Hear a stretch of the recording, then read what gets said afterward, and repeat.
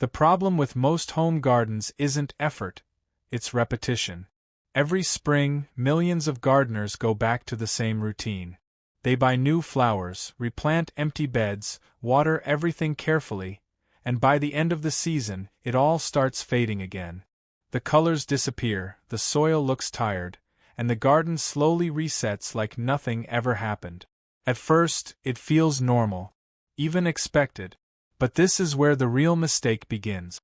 Most gardeners don't realize that some of the best plants don't just grow, they come back on their own.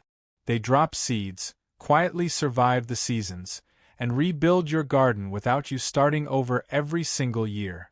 And today, you're going to discover 11 of those self-seeding plants you can plant in June, that can slowly turn your yard into a space that fills itself with color over time. Not instantly, not magically, but naturally if you understand how to work with them. Because once you see how this system works, you stop thinking like someone who replants, and start thinking like someone who builds a living garden that renews itself. Let's begin. Number 1. Calendula, the self-renewing color healer. If you want a plant that builds confidence early in your garden, calendula is where most gardeners should start. It produces warm orange and golden blooms that instantly brighten empty spaces, but the real value happens after the flowers fade. Because calendula doesn't just stop growing when the season ends. It drops seeds back into the soil, and in many gardens, those seeds quietly return the following year without any help. It prefers simple conditions, moderate soil, full sun, and not too much water. In fact, too much care can sometimes reduce flowering, which surprises beginners. This is one of those plants that actually performs better when you don't overdo things. It also attracts beneficial insects, which helps the entire garden feel more alive and balanced over time. But here's the key idea. Calendula is not about perfection. It's about reliability. It shows you how self-seeding actually works in a real, predictable way. And once you see it return on its own, something shifts in how you think about gardening. Because if one plant can come back, what else can? And that's where things start getting interesting. Next, we move into a plant that doesn't just return quietly, it creates a wild, artistic pattern all on its own. Number 2. Nigella, the natural rewilding painter.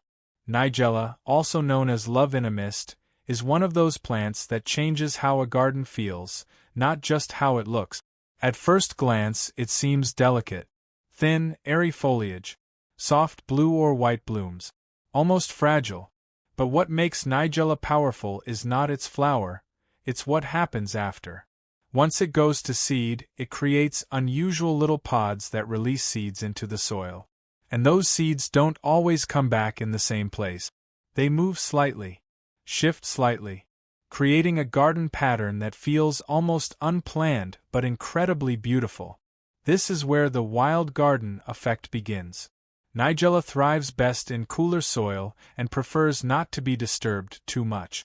If you constantly dig or rearrange your beds, you may reduce its ability to reseed properly. So the real secret is letting the space stay a little natural. Not messy, just less controlled. The result is a soft cottage garden look that evolves every year.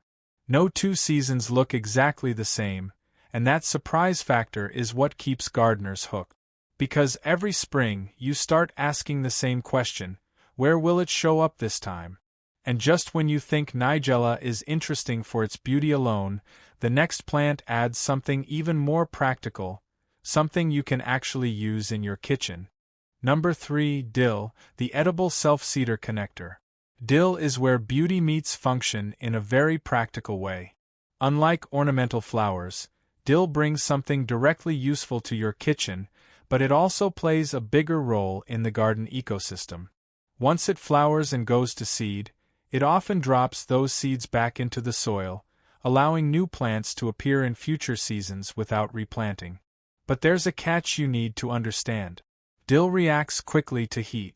In warm conditions, it can bolt, meaning it goes to seed faster than expected. For some gardeners, that feels like a problem. But in a self-seeding system, that's actually part of the cycle.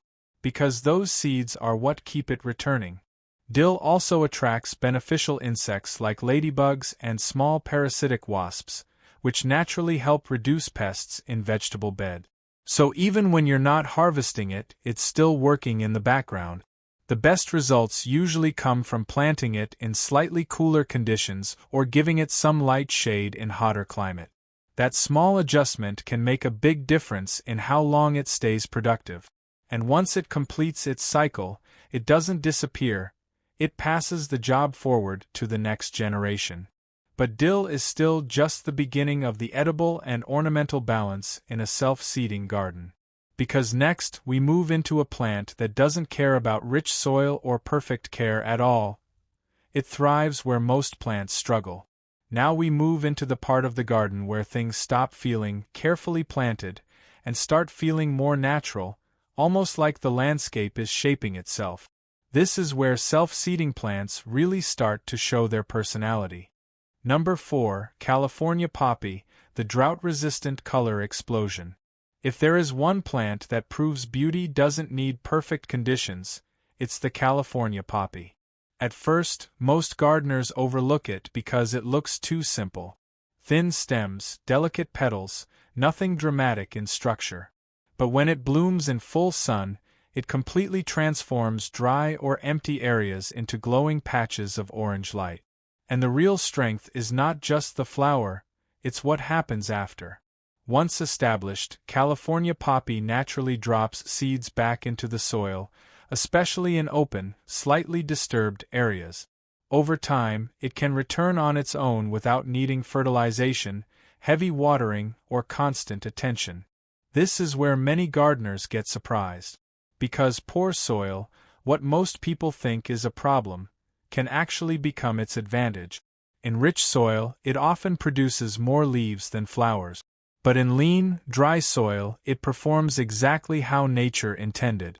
The key is to resist over-caring for it. Let it find its space. Let it settle. And in the right conditions, it slowly turns forgotten corners of your yard into warm, glowing color zones. But while California poppy thrives in harsh simplicity, the next plant takes a completely different approach. It doesn't stay low or subtle. It builds height, movement, and energy in your garden. Number 5, Cosmos, the vertical color streamer. Cosmos is one of those plants that changes the structure of a garden without you realizing it. Instead of filling space quietly, it rises. Tall, airy stems that sway with the wind, carrying soft blooms that feel almost weightless. It doesn't create dense coverage, it creates movement. And that movement is important. Because a garden without movement can feel static, even if it's full of flowers. Cosmos self-seeds very easily when flowers are left to dry naturally on the plant. As those seed heads mature, they drop into the soil and prepare for the next cycle. In many gardens, once you plant Cosmos, you don't really replant it again, you just allow it to continue its rhythm. It grows best in average soil and actually performs better when you don't over-fertilize. Too much feeding leads to weak stems and fewer blooms. One caution though, in windy areas, taller varieties may need light support, or they can lean over as they grow. But when placed correctly, Cosmos fills vertical gaps that most gardens struggle with. It creates layers, low, mid, and tall, that make the space feel more complete and natural. And once you see how it moves in the wind, you start to understand something deeper. A garden isn't just about color, it's about flow.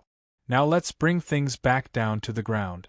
Because the next plant doesn't rise upward, it spreads softly across the soil like a living blanket. Number 6, Alyssum, the sweet ground carpet. Alyssum is one of those quiet plants that most gardeners underestimate, until they realize what it actually does. It grows low to the ground, forming soft clusters of tiny flowers that spread between stones, along borders, and even through small gaps in pathways. And once it establishes itself, it often reseeds in those same hidden spaces year after year. What makes Alyssum special is not just its appearance, but its function. It fills empty soil. That might sound simple, but in gardening, empty soil is where problems begin. weed growth, erosion, and uneven visual gap. Alyssum helps close those gaps naturally. It also brings a light fragrance, especially in cooler weather, which adds another layer of sensory experience to the garden. However, it does prefer milder temperatures. In extreme heat, it can struggle unless it has some shade or moisture protection.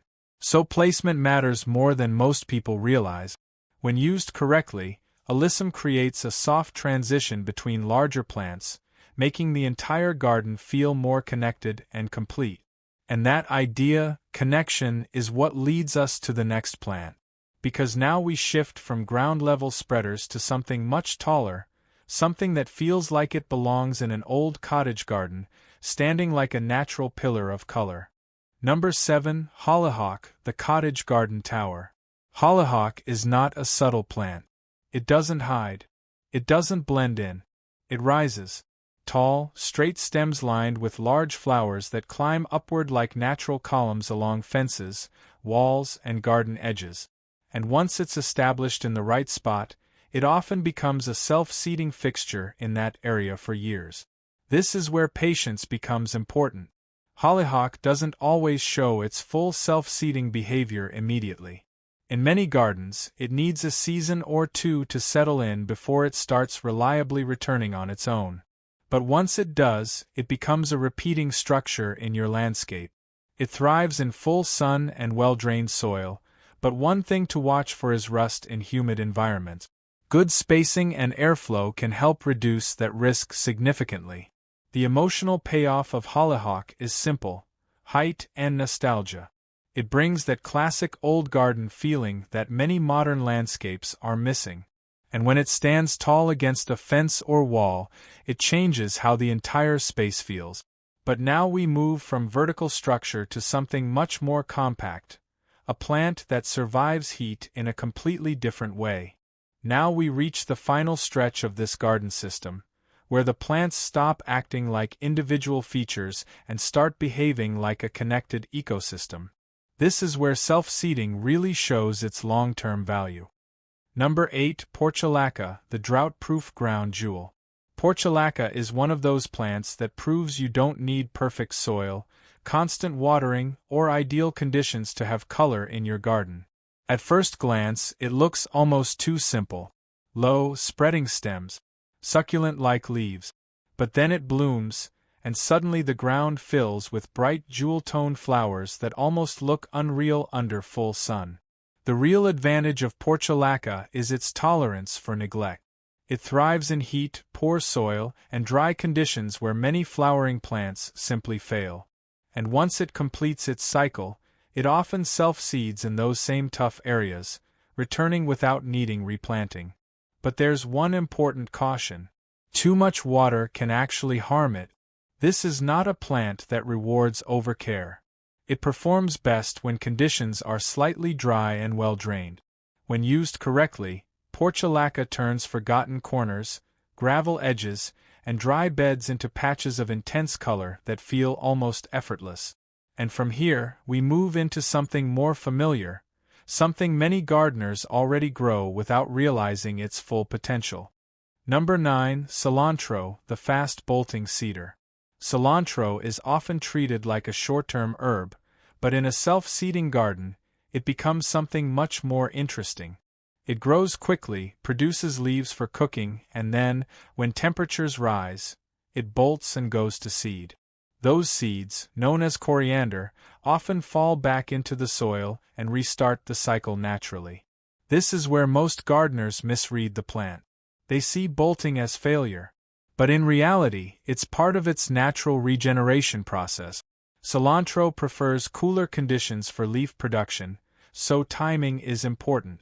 Planting it too late in hot weather shortens its useful phase. But when managed properly, it can create a continuous cycle of edible growth and reseeding. It also brings a subtle benefit to nearby plants by attracting beneficial insects and adding diversity to the garden ecosystem. And once you understand its cycle, you stop trying to fight it and start working with it. But the next plant takes this idea of self-seeding even further, because it doesn't just return quietly. It spreads emotional color across shaded areas in soft wave. Number 10. Forget-me-not, the emotional color scatter. Forget-me-not is one of the most visually gentle plants in this entire system, but emotionally, it might be one of the strongest. It produces small, soft blue flowers that thrive in cooler, shaded, and slightly moist areas. And once it settles, it often self-seeds in clusters that return year after year. What makes it special is not control, its softness. It doesn't dominate the garden. It fills quiet spaces, under trees, along shaded borders, in areas where other flowers struggle to stand out. But there is a nuance here. If conditions are perfect, especially moisture and shade, it can spread more than expected. So while it creates beauty, it also needs a little management over time. The result is a garden that feels more emotional, more layered, and more natural in shaded spaces. And now we reach the final plant in this system, the one that doesn't just reseed, it feeds the entire garden environment in a very visible way.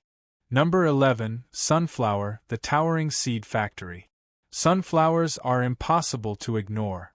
They rise tall, bold, and heavy with blooms that track the sun throughout the day.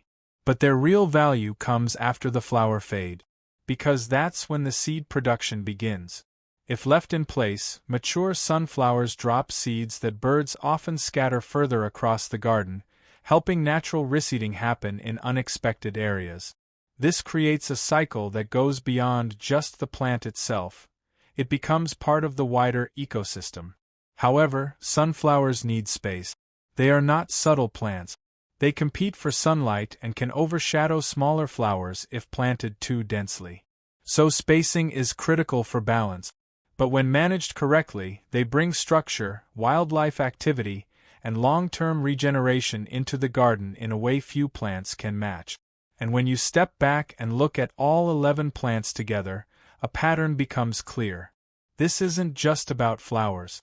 It's about building a garden that keeps renewing itself. Bonus expert tips: the Garden System Optimizer. Now that you understand the plants, the real success comes from how you manage them together.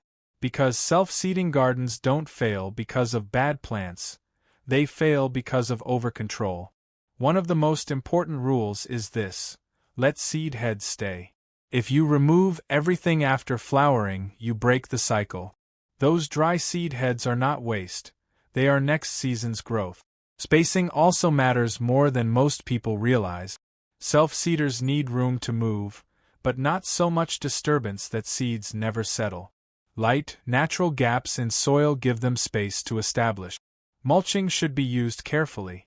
Too much coverage can block seed contact with soil, which reduces natural reseeding. And climate plays a big role. In hotter regions, partial shade can help maintain balance. In cooler climates, self-seeders may spread more freely, which requires occasional thinning. Container gardens can also work, but only if you allow seed drop inside the container and avoid constantly resetting the soil. The main idea is simple: you are not forcing a garden, you are guiding one. And once you start thinking this way, everything changes. Outro: the transformation mindset. So here's what this really comes down to. Self-seeding plants don't just fill your garden with flowers, they change the way your garden behaves over time. Instead of starting from scratch every season, you begin building a living system that slowly improves, expands, and reshapes itself year after year. And the best part is, you don't need to plant all 11 at once. Start with just a few. Observe how they behave in your soil, your climate, your space. Then expand from there. Because gardening isn't about doing everything at once, it's about building something that lasts. Now I want to ask you something. Which one of these self-seeding plants would you try first in your own garden? Let me know in the comments. And if you enjoy practical, low-maintenance gardening strategies like this, make sure to subscribe, because there's a lot more coming that can help you build a garden that works with you, not against you.